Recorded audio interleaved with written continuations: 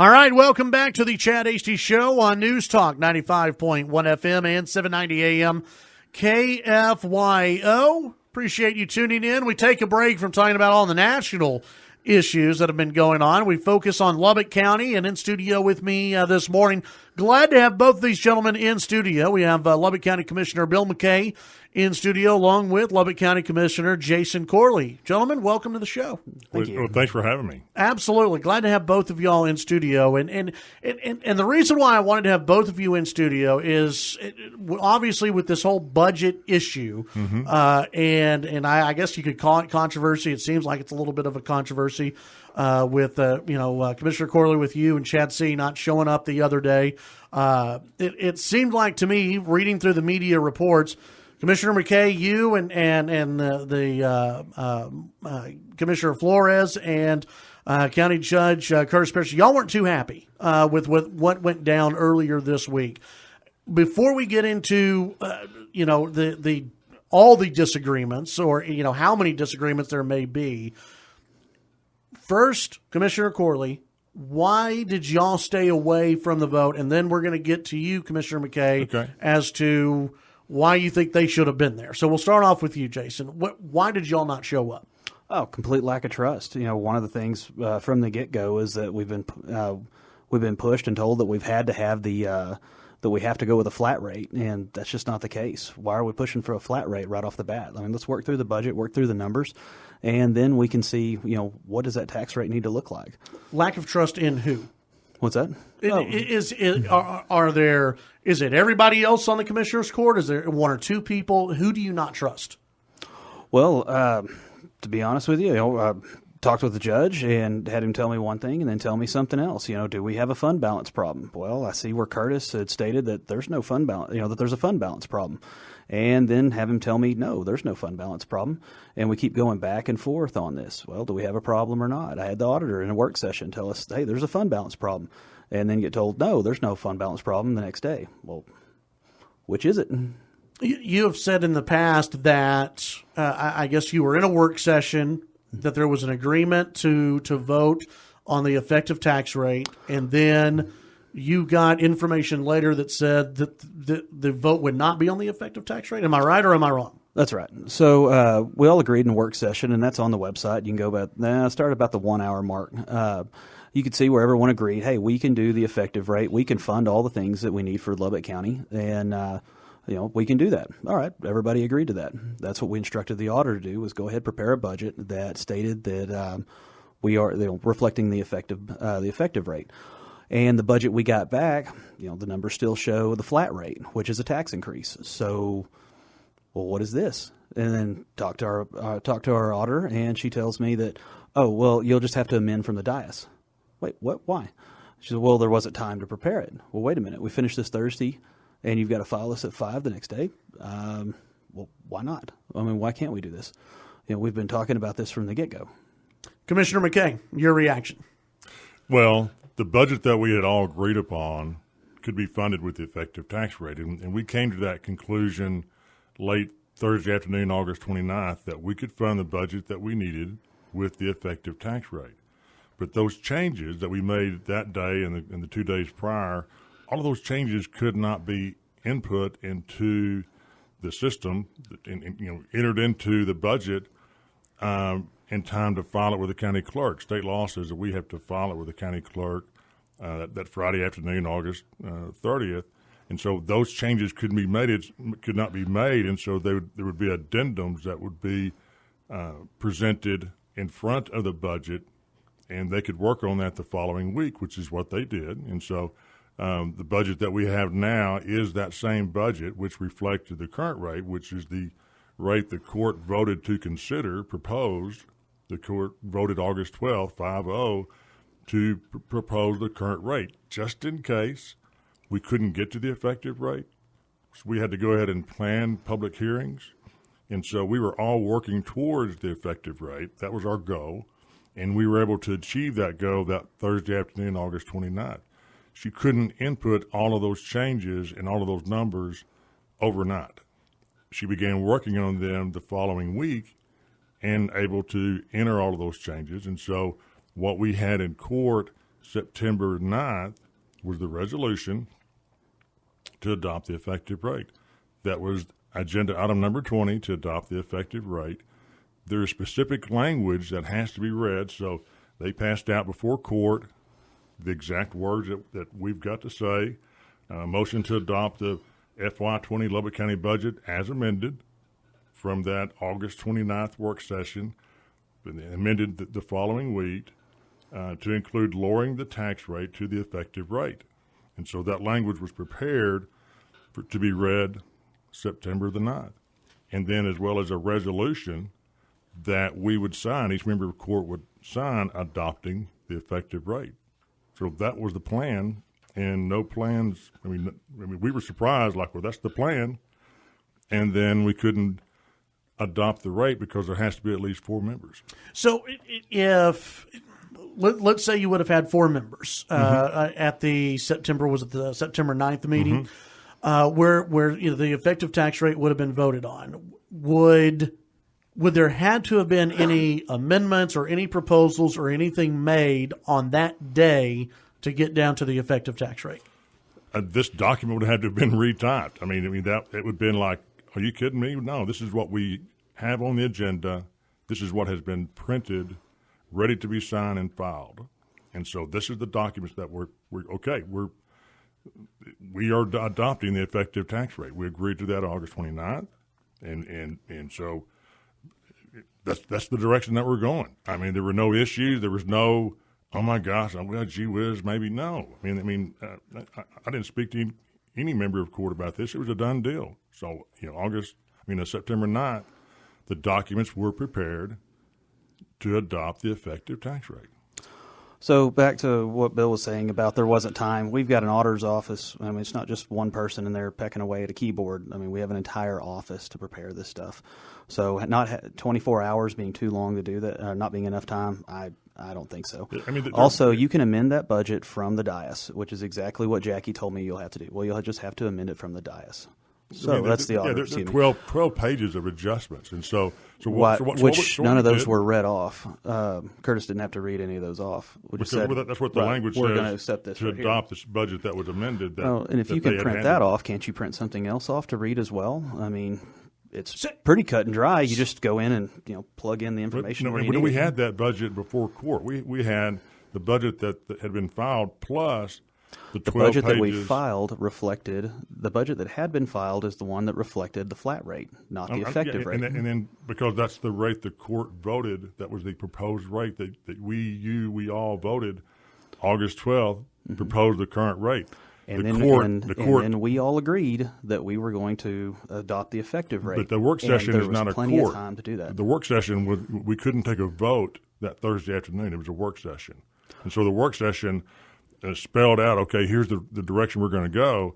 And so the auditor physically couldn't get all of those changes done. Well, see, the auditor overnight. never stated that, well, no, guys, you have to do that. You have to set a budget that shows the flat rate because that's what you guys had already proposed. She never stated that. What she did say was there wasn't time in order to prepare this. Okay, well, I think we could have been able to do that in 24 hours, for one. And then, two, we get handed a budget that says, hey, you guys are just going to have to amend from the dais. Nope. I don't want to go in there and amend from the dais because now you've got a 2-3 vote on it. But by that statement, what the judge read to adopt the budget that was amended, those 12 pages of amendments, changes that we made that Thursday, she couldn't input those, and she wasn't even sure she was going to be able to do the raises, the step raises for the employees, or the step plan with the sheriff's department. But she was able to get all of those keyed in that following week, and so that the budget that she handed to us has got all of those raises in it, and those 12 pages in front of the budget amends what she had posted on the 30th. We need to take a break, so let's take the break. We're going to continue with this when we come back because there's still some disagreement here. Obviously there's some disagreement. And that's okay. And I think there's trust issues here. We're going to get into that as well. Chad Hasty Show, KFYO. We'll be right back. Commissioner Bill McCay and Commissioner Jason Corley in studio. Chad Hasty Show, KFYO. Chad Hasty Show, News Talk, KFYO. We're joined in studio today by Commissioners Bill McCay and Jason Corley. We're discussing this budget Guys, there still seems to be a lot of disagreement here, and I don't want to get too far into the weeds because I think people start getting confused as to what's going on here. Right. It sounds like both of you, and tell me if I'm wrong here, both of you want the effective tax rate. Absolutely. Yes. Yes. Okay. It sounds like to me, and Commissioner Corley, it sounds, and correct me if I'm wrong here, you don't trust the process. That if you would have shown up, if you and Chad C would have shown up on, what was it, Monday, or I guess it was Monday, if you would have shown up on Monday, that there would have been amendments that could have been added, things that could have been changed on the dais, and that y'all would have had no recourse to stop it. Correct? Correct. Yep. You can amend the budget from the dais. So you can also vote in any tax rate you want. You don't believe that they want to adopt the effective tax rate? Well, the entire time, Bill, you told us right off the bat that we can't fund the sheriff's office unless we go with the flat rate. Well, wait a minute, hold on. We'll go through this budget and we'll find it. Chad C and I found nearly $3 million worth of cuts, which he gave to you to take to the committee, and then we get it back from Jackie, and half of them are X'd out. Well, wait a minute. Well, what is that about? Why are we marking all these cuts out? I mean, you kind of took that, you took that away from Chad. I mean, let's look at a budget like that. We're going to have the budget workshops. Let's take a look at them and see what, there's something on there we can disagree with. And we went through that process for 3 days and went through, and I was fine with all the $3 million cuts, and we went through kind of line by line, and I'm great with what we've done. And, you X'd out all these cuts that Chad made and then took that to the auditor. I got early that in back. the process. Or, it was early in the process. Well, maybe not this, but maybe that. So why X them out? Why not take a look at it? Things change. What about during Gilbert? You left Gilbert out on that one. Things do change during a budget process. Commissioner McCay, can you say 100% right now that on the next vote that's coming up, is it Monday or next Monday? Or September 23rd. So September 23rd, there's another chance for you guys to consider the effective tax rate, right, and vote on the budget. Absolutely. Okay. Can you say 100% that the effective tax rate will be adopted? There will not be any changes made. I was voting for it September 9th, and I'll vote for it September 23rd. That's what we agreed to on August 29th was the effective rate. The budget, the budgeting process it's tough every year. This is not the first time the budget's been tough or contentious. It is tough every year, trying to find, where can we cut? What can we do? And so you cut this, cut that. Well, what about this? Well, let's double check here. So it's always tough. It's a living, breathing document, starting in May all the way up to mid to late August. And so it's, it ebbs and flows. And then, so, it was we have 3 new members of Commissioners Court that are not familiar with that process. It's not the auditor's rules or my rules. It's state law that we follow in terms of posting and the things that we do. It's not things that we do on the fly.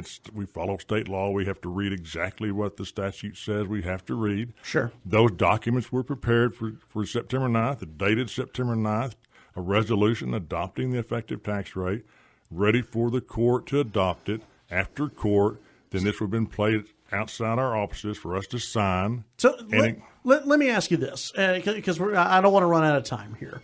And we, I said we may be done by 10. We may go one more segment. We'll see what happens. But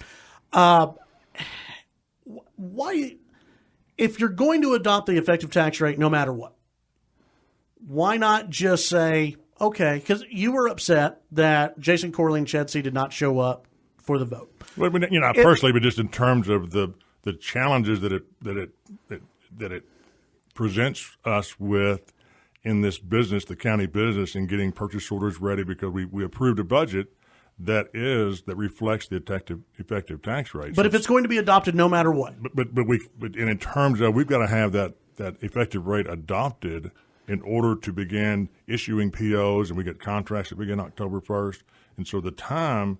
I mean, the quantity of purchase orders that have to be issued in preparation and contracts for next year. So it just makes it a lot more work for purchasing and the auditor and other departments. So you're worried about the calendar? Yes, exactly. Do you think that's true? It's not personal. I mean, it's just the business of the county. Like, guys, we got stuff to do.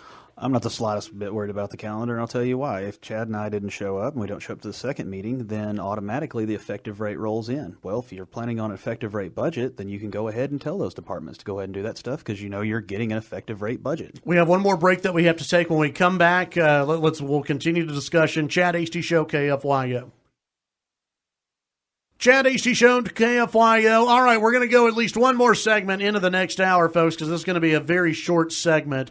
Commissioner McCay, you were saying during the break, and I think you brought it up as well in the last segment, that if Corley and C do not show up on the 23rd, eventually there has to be a vote on the budget. Correct? Exactly. Yes, sir. If there are not four commissioners September 23rd.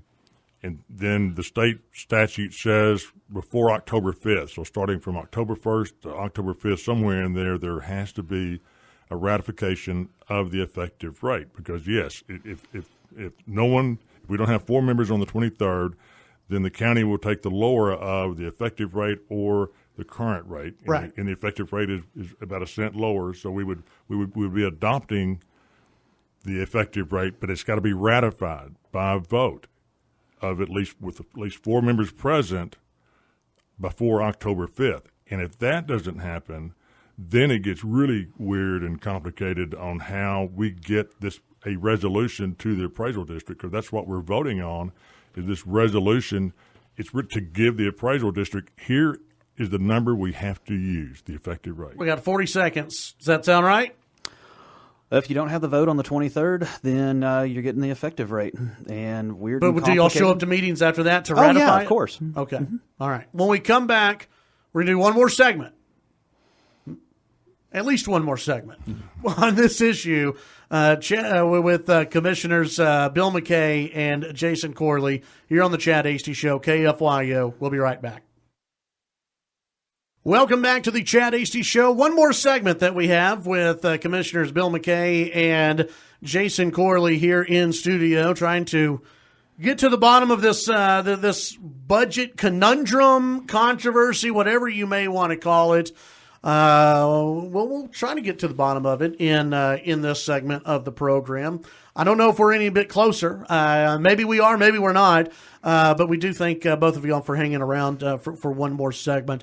And again, to recap, it does sound like both of you want the effective tax rate. Mm-hmm. That's what you're stating here on the radio, that you both want the effective tax rate. Let's say the effective tax rate is adopted, okay? And it sounds like no matter what, that's where we're heading towards. Mm-hmm. But are we bringing in more money? Are we bringing in less money? Are people's taxes going up? What does that look like? We're bringing in more money, and people's taxes are going to go up. The average, from the appraisal district, the average taxable value of a home last year was $144,000. This year, they estimate it's going to be $151,000. So that increase in valuation, even at the effective tax rate on that home, is going to be almost $11 increase, because the valuation increased more than the tax rate decreased. Commissioner Corley, you seem to disagree with that. I just heard Glenn Hagar throw his radio out the window. The effective rate is calculated on the aggregate. On average, the average person, the average home, you're not going to see a tax increase. If you're talking about, say, well, wait a minute, what they're predicting is that the average home went from $144,000 to about $150,000, $151,000. Mm-hmm. So what you're saying is that their taxes are going to increase by $11 on that home. Mm-hmm. Okay, most people pay their taxes out each month when they pay their mortgage. That's less than $1 a month in increase on there. So on aggregate, you're not seeing an increase. I mean, it is $11 increase. $11. Okay, now we're splitting hairs. But when you start jumping it up to the flat rate, which is on that same average home that you're talking about, that's going to raise taxes by $23. Exactly. So now you're getting it up there to $2 on the average home. But not everybody's home went up by the average. If you're living over predominantly in your precinct, which you have some of the highest valued homes in the area in Cooper District, those houses are not going up by the average. They're going up considerably higher. So the tax increase that they're going to see is going to be much, much higher. So that is going to affect them even more. So, you're getting back to the effective rate does not increase taxes on the aggregate. It's done that way to keep the same amount of revenue coming into the county. But we're bringing in more revenue. Last year we adopted the effective tax rate, and for just the general fund portion of the budget was $59 million. This year, when we adopt the effective rate, it's going to be $61 million. So it's about $1.6 million more revenue. The effective rate means effectively, generally, in theory, relatively, not exactly. It's not the exact rate. It's the effective rate. Right, and contributing to that $61 million is the new property that just rolled on to the taxes, that just rolled onto there. So that is where you're getting that big difference. Our builders are doing a great job. Our businesses are thriving. Absolutely. So there's more people to share the burden of the cost, which the tax is intended to fund to run the county. And the valuations have increased. That's why the legislature likes appraisal creep, because the more appraisals increase, the less money the legislature has to send to school districts. Let's get into this. There's another meeting on the 23rd where there's supposed to be a vote on the budget. Commissioner on the tax rate. On the tax rate, right. We have approved the budget. We just need to approve the tax rate. Commissioner Corley, have you heard enough from Commissioner McCay today to make you say, I'm going to be there on the 23rd? Well, if you're going on record that you were going to vote for the effective tax rate, that'll work. It'll be the third time I've been on record. I was on record on the 29th and in court Monday, the 9th. And ready to sign the resolution that had the effective We'll rate. say on the record here on the Chad Hasty Show, though. How about that? The official record right here, Chad Hasty Show. Absolutely. So you'll be voting for the effective tax rate if, let's say, Commissioner Flores wants to add an extra $100,000 into it. You'd say absolutely not. I'm voting against. We're not wanting to violate open meetings. In terms of an open meeting, I'm just saying my stance, my position, my thoughts have not changed from adopting the effective rate. Okay. I mean, I can't say but I'm saying there's no reason for me to change my thoughts on that rate. But I'm not. Is that good enough for you? Are you promising your voters to vote for the effective tax rate? At the risk of, I don't. It's only two of us. There's not a quorum.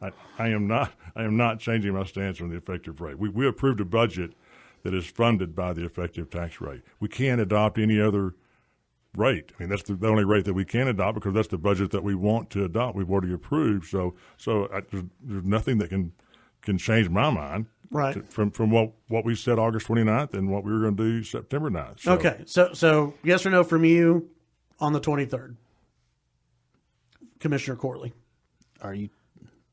You're not convinced. You're not convinced. Are you in favor of the effective rate? Absolutely. I was on the 29th, and I was in favor on the 23rd.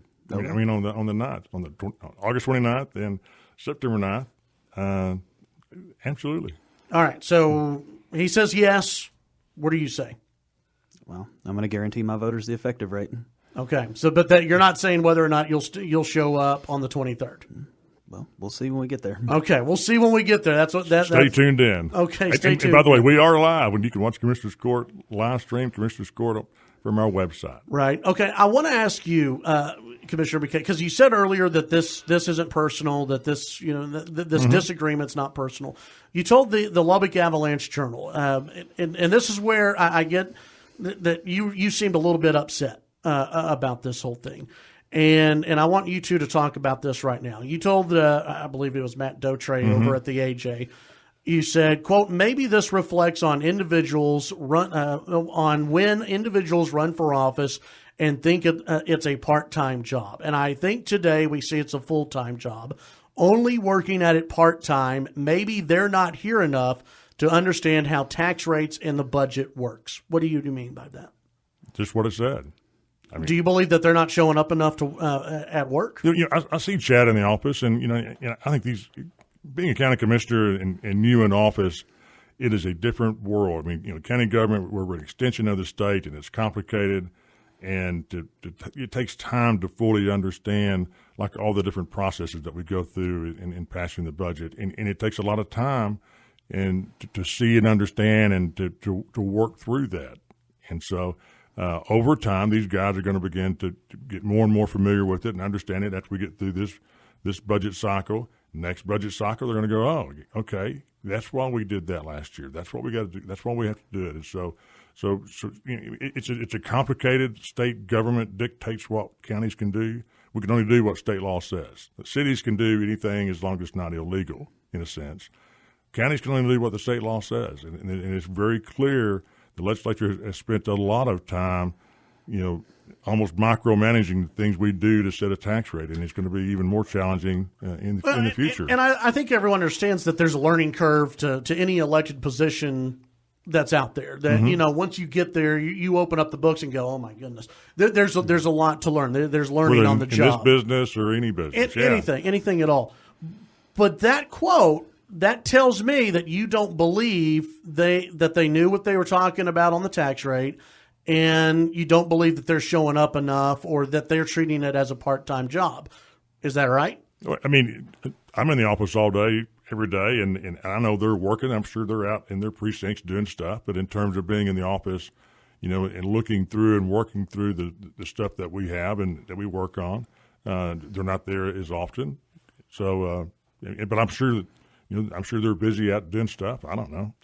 How do you respond to that? I don't want you to speak for Commissioner C, but how do you respond to that? Oh, that's laughable. Just because you're busy doesn't mean you're productive. Chad and I have worked through these budgets I don't know how many times now. I think you quoted yourself in one of the work sessions that you'd never seen so many sticky notes in your entire life. We've worked through these budgets. We've gone through there. We call these department heads. And if you think your county commissioner is like a toll booth operator, you're just going to sit in your office all day. That's just not it.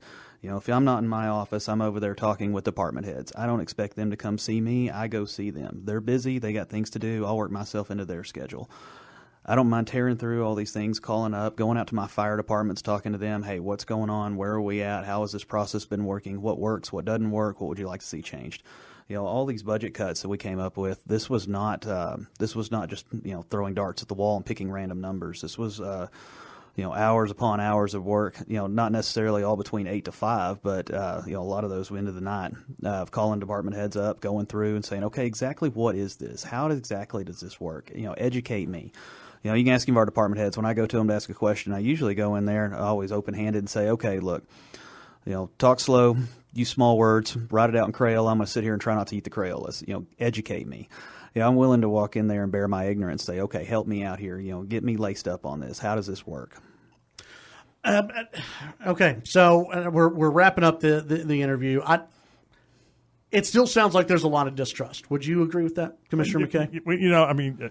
I think these are good guys, and look forward to working with them. It's a county business that that we're there to work on, and everybody has a different approach, a different idea, and different method and manner, and you really can't screw up county government. I don't know about that. It really is. It's inefficient. I'll go take a look at Travis County because I think you could probably screw some things up down there. Travis County reflects that community. I think Lubbock County reflects the Lubbock community. We adopted the effective tax rate 6 of the past 10 years, and 2 of those years was actually lower than the effective rate. And so different personalities, different people, but Lubbock County Commissioners Court has been conservative, and I think will always be conservative because we reflect our community. And so different styles and different methods and manners. Over time, I think they'll begin to see and understand the reason and why we have done some of the things that we do. Still a lack of trust? Well, back to your previous statement to the sheriff, the new guys will figure it out or they'll eat crow. I think we figured it out. That's great. And that's what it's all about. Figuring out how to make things work is what we're here to do. Before we wrap it up, I want to ask you one question, and this is just for you, Commissioner Bill McCay. Are you going to seek re-election? I'm going to make announcement, September 26th. September 26th. I planned on September 12th to announce my intentions, assuming we would pass the budget and adopt the tax rate. Because that didn't happen, we got work to do. Once the budget is approved is when I'll make my announcement. You want to tip your hand a little bit? That's 3 o'clock, September 26th. September 26th. Stay tuned. But I had made my decision several months ago, and regardless of who else runs or doesn't run or what happens or what anything. But we got to get the budget and the tax rate adopted first. All right. We'll talk to you after then. Okay. Sounds good. Sounds good. Gentlemen, thank you both for joining us today. Yes, Appreciate it. Thank you. Thanks for having us on. Yeah, absolutely. Anytime.